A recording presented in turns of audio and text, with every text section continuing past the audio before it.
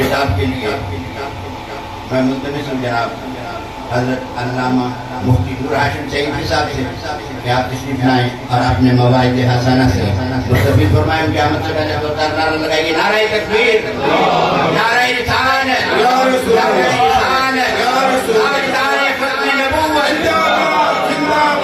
تاجدار ختم نبوت، زندہ باد، زندہ باد، زندہ باد. لبیک لبیک لبیک یا رسول اللہ، لبیک لبیک لبیک یا رسول اللہ، لبیک لبیک لبیک یا رسول اللہ، لبیک لبیک لبیک یا رسول اللہ، لبیک لبیک لبیک یا رسول اللہ، لبیک لبیک لبیک یا رسول اللہ. الحمدللہ الحمدللہ الحمدللہ رب العالمین والعاقبۃ للمتقین والصلاة والسلام على سید الانبیاء والمرسلین. اما بعد فاعوذ باللہ من الشیطان الرجیم. بسم اللہ الرحمن الرحیم.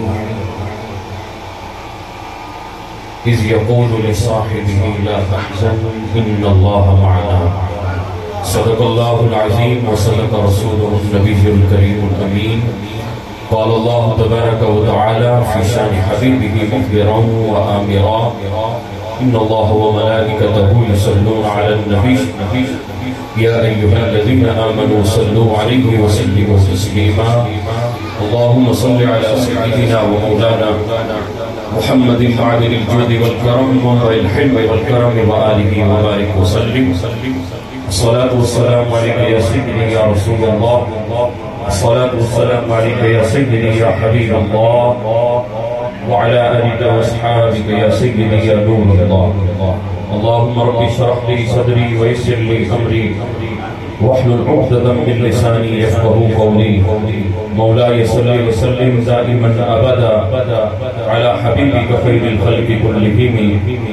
هو الحبيب الذي ترجى شفاعته لكل هول من الأحوال مقتحم. يا رب بالمصطفى بلغ مقاصدنا واغفر لنا ما مضى يا واسع الكرم. بندے پروردگار امت احمد نبی دوست دار چار یاران کتاب اولاد علی مذہب حنفی دار ملت حضرت خلیل خاک پائے غوث اعظم زیر سایہ ہر ولی صدیق عکس حسن کمال محمد فاروق ذل جاہ و جلال محمد عثمان ضیاء شمع جمال محمد حیدر بہار باغ خصال محمد صلی اللہ تعالی علیہ وآلہ وسلم. ابو بکر ہم چکعبہ عمر در طواف او عثمان آب زمزم علی حج اکبر است. فرشتہ تھا نہ آدم تھے نہ ظاہر تھا خدا پہلے بنے ساری خدائی سے محمد مصطفیٰ پہلے. اور محمد سر وحدت ہیں کوئی راز ان کا کیا جانے شریعت میں تو بندہ ہیں حقیقت میں خدا جانے. ڈٹھے ورق قرآن دے کھول سارے تیری شان جیاں نہیں کوئی اور ڈٹھا. تیری شان دا کرے مقابلہ جڑا انہوں عاشقاں ازلی چور ڈٹھا. کوئی نور آکھے کوئی بشر آکھے پیدا رات دینے ایہو شور ڈٹھا. اللہ والے گل مکا چھٹی تو سہور ڈٹھا سہور. لکھا آئے نبی زمانے تے محبوب خدا جہاں کوئی نہیں. لکھا سونے بڑ بڑ بیندے نے اندھی خاکے باغ جہاں کوئی نہیں.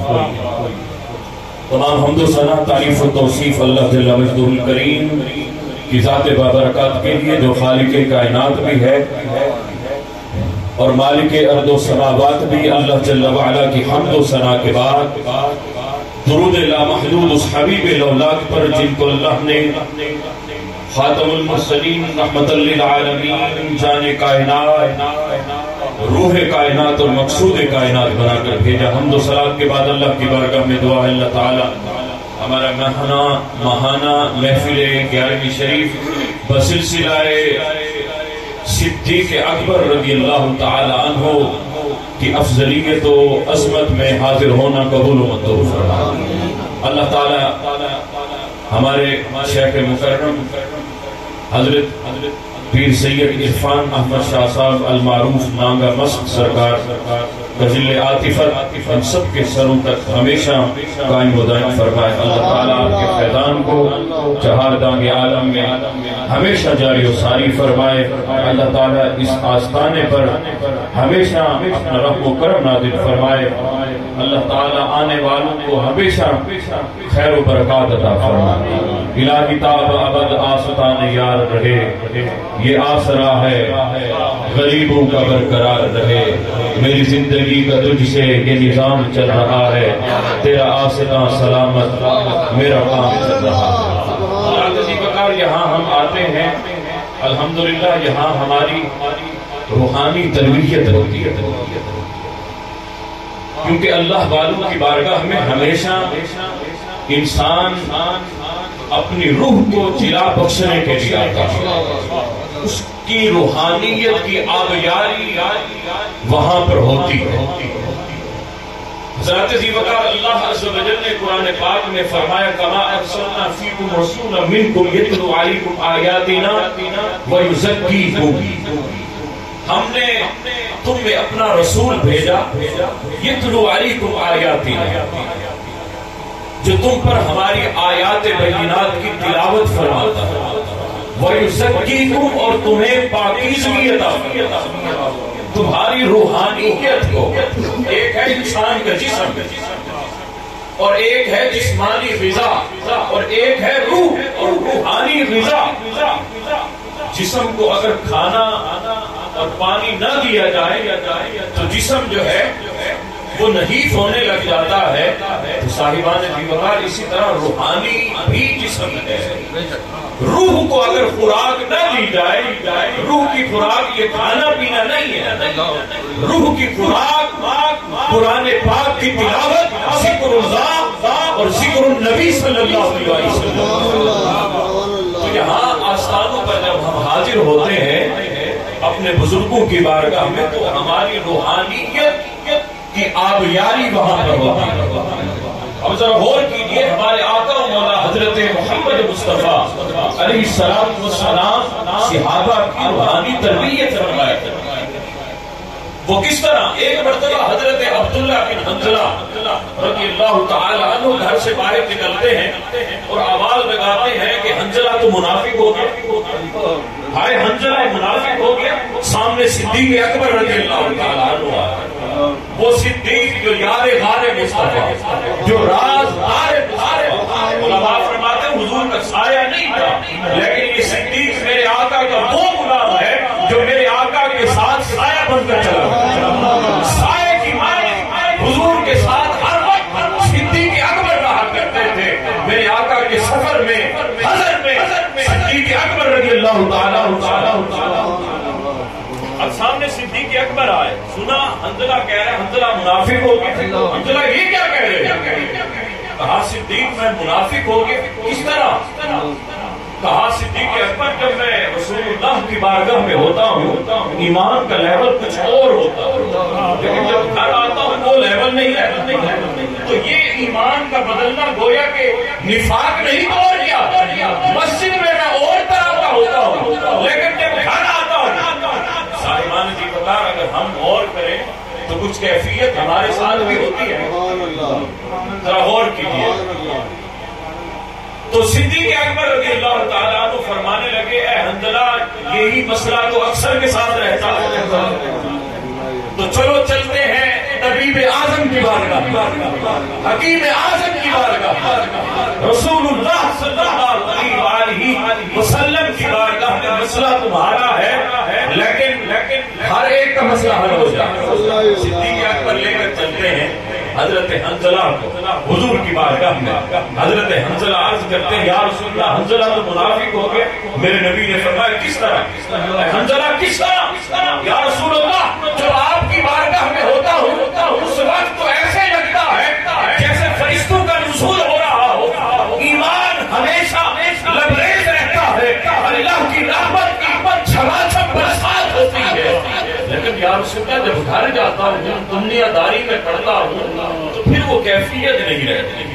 میرے آقا مسکرانے لگے, فرمایا اے حنظلہ مبارک ہو, یہی کیفیت یہ جو تمہارے اندر یہ احساس پیدا ہوتا ہے کہ اب لیول اور ہے, اب لیول اور ہے, فرمایا یہی کیفیت کا نام تو ایمان ہے.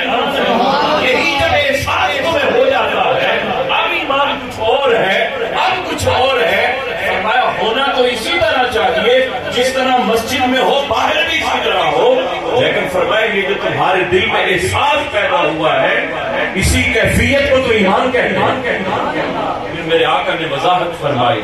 میرے آقا فرماتے ہیں اے حنظلہ اگر مسجد میں بیٹھ کر میری بارگاہ میں بیٹھ کر جو کیفیت تمہیں اللہ کی طرف سے عطا ہوتی ہے اگر باہر بھی یہی کچھ ہوتا رہے تو مسجد میں آؤ گے نہیں.